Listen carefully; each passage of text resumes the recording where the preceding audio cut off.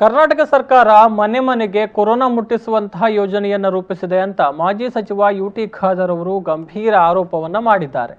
ಅಂದರೆ ಈ ಮೊದಲು ಹೊರ ರಾಷ್ಟ್ರದಿಂದ ಬಂದವರಿಗೆ ಸೂಕ್ತವಾದ ಕ್ವಾರಂಟೈನ್ ವ್ಯವಸ್ಥೆಗಳಿತ್ತು.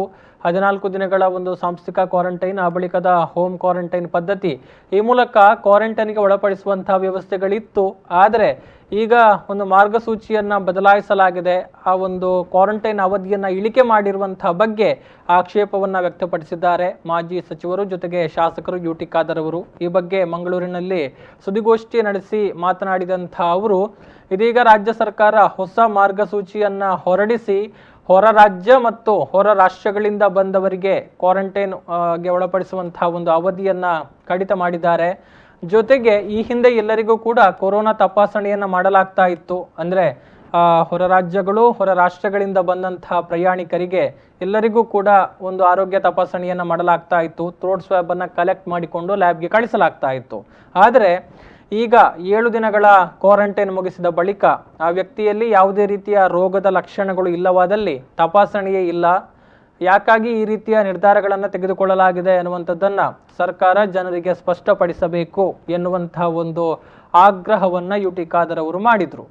ಒಂದು ಕಡೆಯಿಂದ ಕೊರೋನಾದ ಜೊತೆಗೆ ನಾವು ಬದುಕಿ ಅಂತ ಹೇಳ್ತಾ ಇದ್ದೀರಿ, ಇನ್ನೊಂದು ಕಡೆಯಿಂದ ಕೊರೋನಾದಿಂದಾಗಿ ಜನರನ್ನು ಸಾಯಿಸ್ತಾ ಇದ್ದೀರಿ ಅನ್ನುವಂತಹ ಒಂದು ನಿಟ್ಟಿನಲ್ಲಿ ಸರ್ಕಾರದ ನಿರ್ಧಾರದ ವಿರುದ್ಧ ಮಾಜಿ ಸಚಿವ ಖಾದರ್ ಅವರು ಗರಂ ಆಗಿ ವಾಗ್ದಾಳಿಯನ್ನು ನಡೆಸಿದ್ದಾರೆ. ಹಾಗಾದರೆ ಖಾದರ್ ಅವರು ಏನು ಹೇಳಿದ್ದಾರೆ ನೋಡ್ಕೊಂಡು ಬರೋಣ.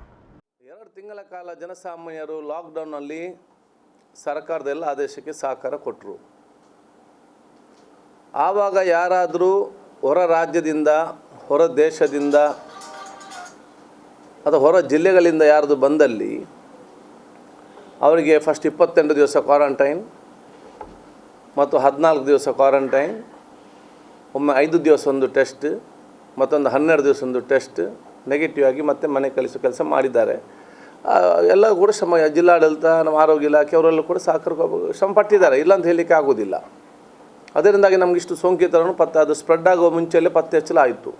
ಆದರೆ ಇದೀಗ ಸರ್ಕಾರ ಹೊಸ ಗೈಡ್ಲೈನ್ಸನ್ನು ಕಳಿಸಿಕೊಂಡು ಹೊರ ರಾಜ್ಯ ಮತ್ತು ಹೊರ ರಾಷ್ಟ್ರದಿಂದ ಯಾರು ಬರ್ತಾರೆ ಅವರಿಗೆ 7 ಡೇಸ್ ಕ್ವಾರಂಟೈನ್, 7 ದಿವಸಗಳಿಗೆ ಇನ್ಸ್ಟಿಟ್ಯೂಷನಲ್ ಕ್ವಾರಂಟೈನ್ ಮತ್ತು ಟೆಸ್ಟ್ ಇಲ್ಲ. ಇವನು ಟೆಸ್ಟ್ ಮಾಡಲಿಕ್ಕೆ ಇಲ್ಲ, ಸಿಂಪ್ಟಮ್ಯಾಟಿಕ್ ಇದ್ದರೆ ಮಾತ್ರ ಟೆಸ್ಟ್ ಮಾಡೋದು. ಅಂದರೆ ನನಗೆ ಜ್ವರ, ಕೆಮ್ಮು, ನನಗೆ ಇದು ಕೋವಿಡ್ ಬರಬೇಕು, ಆವಾಗ ಟೆಸ್ಟ್ ಮಾಡೋದು. ಇದು ಅತ್ಯಂತ ಗಂಭೀರ ಮತ್ತು ಭವಿಷ್ಯ ದಿನಗಳಲ್ಲಿ ದೊಡ್ಡ ಮಟ್ಟದ ಗಂಡಾಂತರವನ್ನು ನಮಗೆ ಸೃಷ್ಟಿಸಲಿದೆ. ಇದರ ಬಗ್ಗೆ ಸರ್ಕಾರ ಭಾಳಷ್ಟು ಗಂಭೀರವಾಗಿ ಇದನ್ನು ಆಲೋಚನೆ ಮಾಡಬೇಕು. ಯಾವ ರೀತಿಯಿಂದ ಈ ಆದೇಶ ಮಾಡ್ತಾರೋ ಗೊತ್ತಿಲ್ಲ, ಬೇರೆ ಬೇರೆ ಲೆಕ್ಕಾಚಾರ ಇರ್ಬೋದು. ಆದರೆ ಅದು ಈಗ ಸೊಸೈಟಿಯಲ್ಲಿ ಅದು ಇಂಪ್ಲಿಕೇಶನ್ ಅಂತೇಳಿ ಆಲೋಚನೆ ಮಾಡಬೇಕು.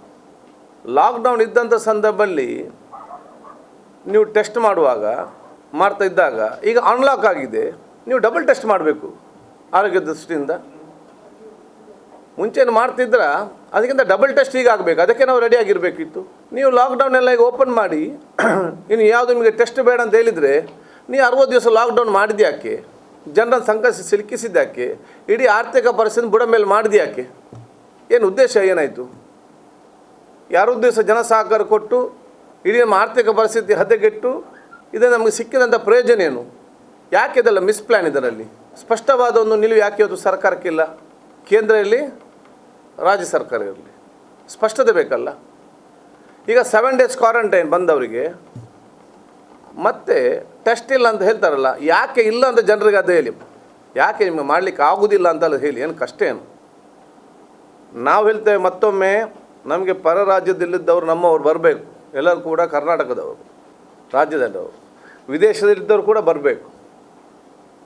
ಅವರನ್ನು ನಾವು ನೋಡಿಕೊಳ್ಳದಿದ್ದರೆ ಆ ದೇಶದವರು, ಆ ರಾಜ್ಯದವರು ಯಾರು ಕೂಡ ನೋಡಿಕೊಳ್ಳೋದಿಲ್ಲ.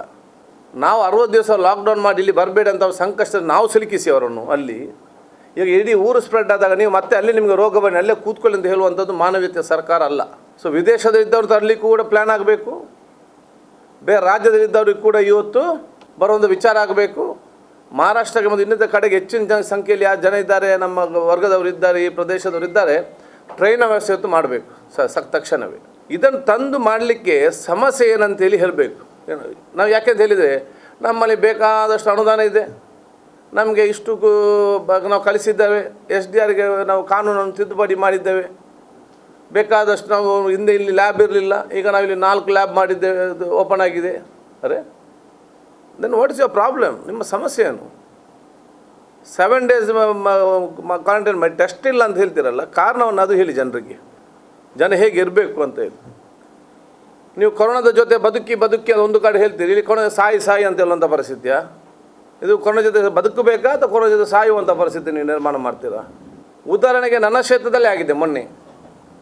ನಾವೆಲ್ಲ ಕ್ವಾರಂಟೈನ್ ಸಿಸ್ಟಮನ್ನು ಕರೆಕ್ಟ್ ಮಾಡಿ, ಬೇರೆ ದೇಶ ಬೇರೆ ಊರು, ನಮ್ಮ ಕ್ಷೇತ್ರ ಯಾರು ಬಂದರೂ ಕೂಡ 24 ಗಂಟೆ ನಾವು ಮಾಹಿತಿ ಕೇಂದ್ರ ಓಪನ್ ಮಾಡಿ ಬೆಲ್ಮ ಗ್ರಾಮ ಪಂಚಾಯತಲ್ಲಿ ಅದಕ್ಕೆ ನೋಡಲ್ ಆಫೀಸರ್ ಹಾಕಿ ಭಾಳಷ್ಟು ಜನ ಎಲ್ಲ ಕಡೆಯಲ್ಲಿ ಇವತ್ತು ಹಾಸ್ಟೆಲ್ಗಳು ಎಲ್ಲ ಕಡೆ ಬಂದು ಅಲ್ಲಿ ನಿಂತರು. 10-12 ದಿವಸ ಆಗಿದೆ, ಟೆಸ್ಟಿಗೆ ಹೋಗಿದೆ, ರಿಪೋರ್ಟ್ ಬರಲಿಲ್ಲ. ಇವರಿಗೆ ಒಂದು SOP ಬಂದದ್ದು ತಡ ಜಿಲ್ಲಾಧಿಕಾರಿ ಮತ್ತು ಜಿಲ್ಲಾ ಕೇಂದ್ರಕ್ಕೆ.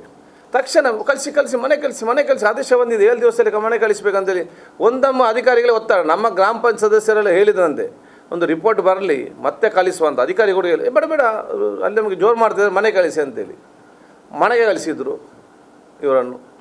ಮರುದಿವಸ ಜಿಲ್ಲಾ ಆರೋಗ್ಯ ಇಲಾಖೆಯ ಆ್ಯಂಬುಲೆನ್ಸ್ ಕಳಿಸಿಕೊಂಡು ನಿಮಗೆ ಪಾಸಿಟಿವ್ ಅಂತೇಳಿ ಕರ್ಕೊಂಡು ಬರ್ತಾರೆ ಅವರು. ಆಗ ಇವತ್ತು ಆ ಮನೆ ಕ್ವಾರಂಟೈನ್, ಆ ಮನೆ ಸುತ್ತಮುತ್ತ ಎಲ್ಲ ಕೂಡ ಕ್ವಾರಂಟೈನ್, ಇಡೀ ಗ್ರಾಮದಲ್ಲಿ ಟೆನ್ಷನ್. ಇದು ಒಂದು ಉದಾಹರಣೆ. ನಾಳಿಂದ 10-15 ಉದಾಹರಣೆ ಬೇರೆ ಎಲ್ಲ ಕಡೆ ಬಂದರೆ ಹೌ ಕ್ಯಾನ್ ಗೌರ್ಮೆಂಟ್ ಮ್ಯಾನೇಜ್? ಹಾಗಾದರೆ ಈ ಕೊರೋನಾ ಪಾಸಿಟಿವ್ ನಾವೆಲ್ಲ ಮನೆಗೆ ಕಳಿಸಿದ್ದು ನಾವೇ ಅಲ್ವಾ? ಇದರ ಬಗ್ಗೆ ರಾಜ್ಯ ಸರ್ಕಾರ ತಕ್ಷಣ ಪುನರ್ವಿಮರ್ಶನೆ ಮಾಡಬೇಕು ಮತ್ತು ಜನರಿಗೆ ಸ್ಪಷ್ಟತೆಯನ್ನು ಕೊಡಬೇಕು. ಯಾಕಾಗಿ ನಾವು ಮಾಡಿದ್ದೇವೆ, ನೀವು ಹೇಗೆ ಅದಕ್ಕೆ ಅಡ್ಜಸ್ಟ್ ಮಾಡಿರಬೇಕು, ಯಾವ ಪರಿಸ್ಥಿತಿ ಅಂತೇಳಿ.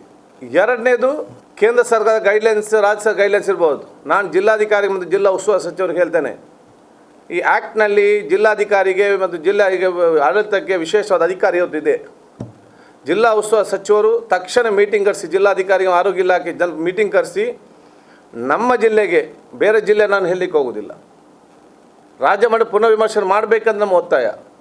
ಆದರೆ ನಮ್ಮ ಜಿಲ್ಲೆಯಲ್ಲಿ ಹೈ ರಿಸ್ಕ್ ಪ್ರದೇಶದಿಂದ ಬರುವವರಿಗೆ ಕಡ್ಡಾಯವಾಗಿ ನಾವು ಟೆಸ್ಟ್ ಮಾಡಲೇಬೇಕು.